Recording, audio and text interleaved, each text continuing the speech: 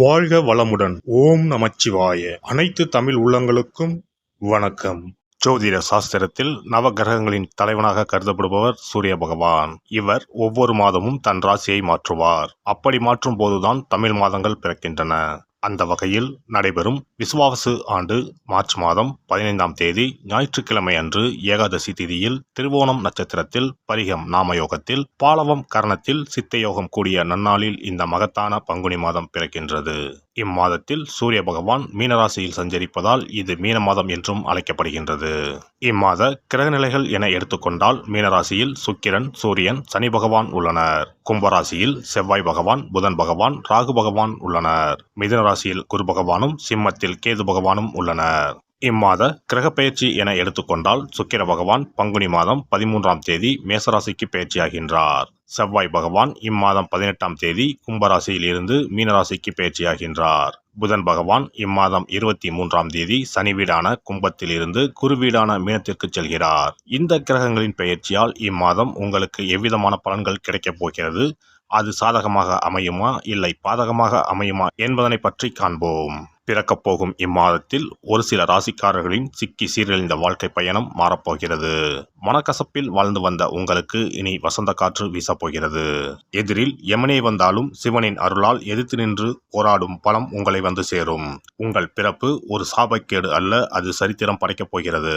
வரும் வாய்ப்பினை சரியாக பயன்படுத்தி கொண்டு உங்கள் வாழ்வில் வளமும் நலமும் செல்வ செழிப்பும் பெற்று வாழ்வில் உயரிய நிலையை அடைய வேண்டும். எப்போதும் தர்ம சிந்தனையுடன் காணப்படும் துலாம் ராசி அன்பர்களே, நீங்கள் அவசரப்படாமல் நிதானமாக எந்த ஒரு செயலையும் செய்தால் வெற்றி நிச்சயம். இந்த மாதம் எல்லா வகையிலும் நன்மைகள் உண்டாகும். எதிர்ப்புகள் விலகும். பணவரத்து அதிகரிக்கும். நண்பர்களால் உதவிகள் கிடைக்கப் பெறுவீர்கள். தொழில் வியாபாரம் தொடர்பாக சில முக்கிய முடிவுகள் எடுப்பீர்கள். வியாபாரம் தொடர்பான வழக்கு விவகாரங்களை தள்ளி போடுவது நல்லது. எதிர்பார்த்த லாபம் கிடைத்தாலும் பண தேவை ஏற்படும். உத்தியோகத்தில் இருப்பவர்கள் கூடுதலாக பணியாற்ற வேண்டியிருக்கும். மேல் அதிகாரிகள் உங்களுக்கு உறுதுணையாக இருப்பார்கள். குடும்பத்தில் ஏதாவது வீண் விவகாரங்கள் ஏற்பட்டு நீங்கும். கணவன் மனைவிக்கு இடையே திடீர் கருத்து வேற்றுமை உண்டாகலாம். உறவினர்கள் மூலம் எதிர்பார்த்த உதவிகள் தாமதமாக கிடைக்கும். பிள்ளைகளுக்காக கூடுதலாக பாடுபட வேண்டி இருக்கும். சகோதரர்களிடம் கவனமாக பேசுவது நல்லது. பெண்களுக்கு இந்த மாதம் பணவரத்து கூடும். ஏற்கனவே செய்த ஒரு காரியத்தின் பலன் இப்போது கிடைக்கும். திடீர் மன வருத்தம் ஏற்படலாம். கலைத்துறையினரை பொறுத்தவரை மற்றவர்களுக்கு உதவ போய் வீண் பிரச்சனைகளில் மாட்டிக்கொள்ளலாம். கவனம் தேவை. வாகனங்களில் செல்லும் போது எச்சரிக்கையாக செல்வது நல்லது. அரசியல் துறையினருக்கு எல்லா நன்மைகளும் உண்டாகும். மன துயரம் நீங்கும். சிற்றின்ப செலவு அதிகரிக்கும். மனதில் ஏதாவது ஒரு கலக்கம் ஏற்படும். காரணமே இல்லாமல் வீண்பழி சுமக்க நேரிடும். ஒதுங்கி சென்றாலும் கூட வலிய வந்து சிலர் சண்டை போடலாம். கவனமாக இருப்பது நல்லது. மாணவர்கள் எதையும் ஒரு முறைக்கு பலமுறை யோசித்து செய்வது நல்ல பலனை தரும். நட்சத்திர பலன்கள். சித்திரை 3-4ஆம் பாதங்கள். இந்த மாதம் அடுத்தவர்களிடம் பேசும்போது யாரை பற்றியும் விமர்சிக்காமல் இருப்பது நன்மையை தரும். பண வரவில் தாமதம் இருக்கும். மாணவர்களுக்கு கல்வியில் பின்தங்கிய நிலை மாற கூடுதல் கவனத்துடன் அதிக நேரம் ஒதுக்கி பாடங்களை படிப்பது அவசியம். சுவாதி நட்சத்திரம். இந்த மாதம் பணவரத்து கூடும். ஆன்மீக செலவுகள் உண்டாகும். காரிய தடை தாமதம் விலகும். ஆனாலும் அந்த காரியத்தை செய்து முடிக்க கூடுதலாக உழைக்க வேண்டியிருக்கும். அந்நிய மொழி பேசுபவர்களால் உதவிகள் கிடைக்கும். வசிக்கும் இடத்தில் மதிப்பும் மரியாதையும் அதிகரிக்கும். விசாகம் 1-2-3ஆம் பாதங்கள். இந்த மாதம் தொழில் வியாபாரத்தில் முன்னேற தேவையான வாய்ப்புகள் கிடைக்கும்.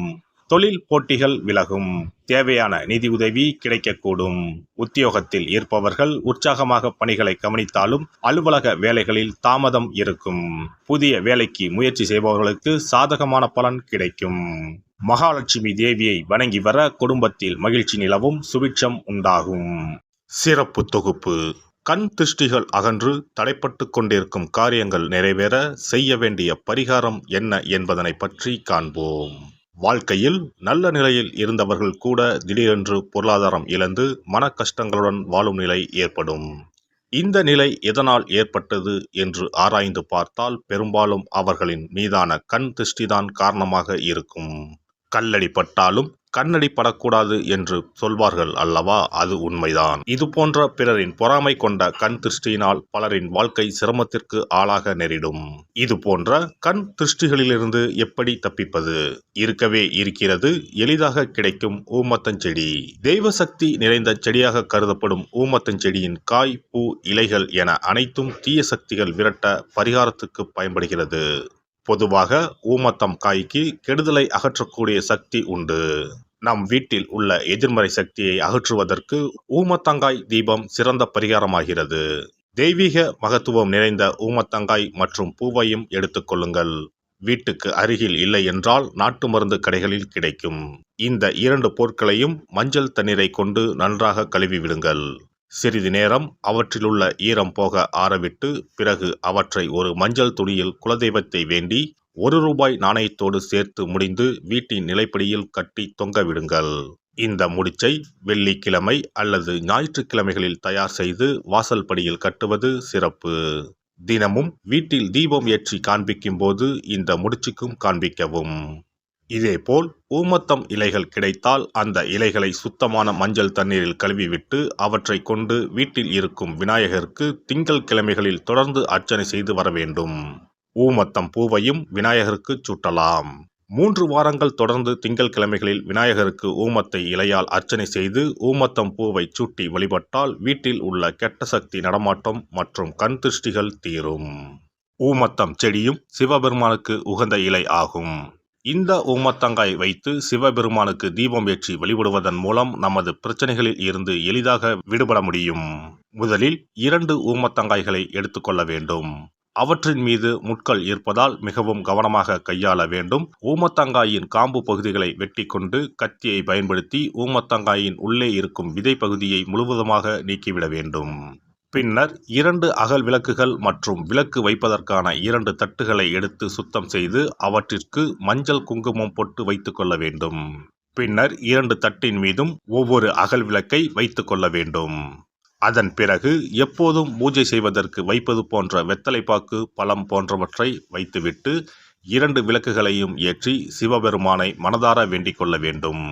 எனக்கு இருக்கும் பிரச்சனைகள் அனைத்தும் தீர்ந்து இன்பமான வாழ்க்கை கிடைக்க வேண்டும் என வேண்டிக் கொள்ள வேண்டும். இந்த பூஜையை வெள்ளிக்கிழமை அன்று தொடங்கினால் தொடர்ந்து 9 வெள்ளிக்கிழமைகள் செய்ய வேண்டும். ஊமத்தங்காயின் மீது எவ்வாறு முட்கள் இருக்கிறதோ அதுபோல நமது வாழ்க்கையில் இருக்கும் முட்கள் போன்ற பிரச்சனைகளை அவை தீர்த்து வைக்கின்றன. இந்த பூஜையை நாம் தொடர்ந்து செய்து வருவதால் நம் மீது இருக்கும் கண் திருஷ்டிகள் அகன்றுவிடும். தீராத துயரங்கள் தீர்ந்துவிடும். பணம், நகை நம்மிடம் பெருகி வரும். சிலருக்கு கையில் சுத்தமாக பணம் இருக்காது. வறுமை தாண்டவமாடும். கடன் தொல்லையால் கஷ்டப்படுவார்கள். பண பிரச்சனையில் சிக்கி கொண்டிருப்பவர்கள் இந்த தீபத்தை ஏற்றினால் 3 வாரங்களில் நல்ல பலனை பெற முடியும்.